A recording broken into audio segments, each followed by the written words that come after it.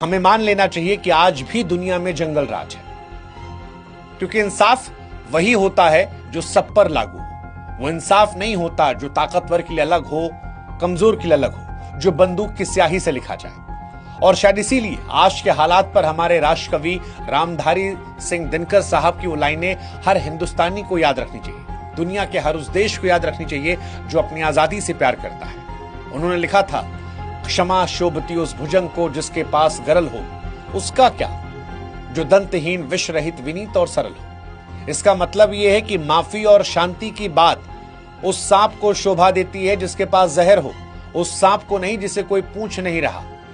Maduro अच्छे आदमी थे, बुरे आदमी थे, यहां कोई मायने नहीं रखता।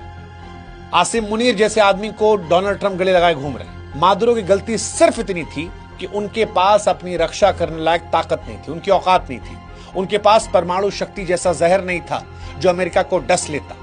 इसीलिए वो दंतहीन थे, कमजोर थे और इसीलिए वो कुचल दिए गए। दिनकर आगे भी लिखते हैं, सच पूछो तो शर्मे ही बसती है दीप्ति विनय की, संधि वचन संपूज्य उसी का जिसमें शक्ति विजय की। यह घटना पूरी दुनिया को सिखा गई कि अगर इज्जत से जीना है तो ताकतवर बनो, रीढ़ की हड्डी सीधी करो, क्योंकि नियम कानून का झुंझुना जो है वो कमजोर आदमी के लिए है। ये दुनिया एक जंगल है और इस जंगल में जो कमजोर वो शिकार है। आज वेनेजुएला घर जला है, धुआं उठा है। अगर हवा का रुख नहीं बदला तो याद रखिएगा, ये आग कल किसी और के घर तक भी पहुंच सकती है। बाकी आप समझदार, होशियार रहिए घर के गद्दारों से, ताकतवर बनिए, आत्मनिर्भर बनिए और दुनिया को देखने का नजरिया बदलिए। सीधा होना और बेवकूफ होने में अंतर होता है। हिंदुस्तान को बेवकूफ नहीं बनना है।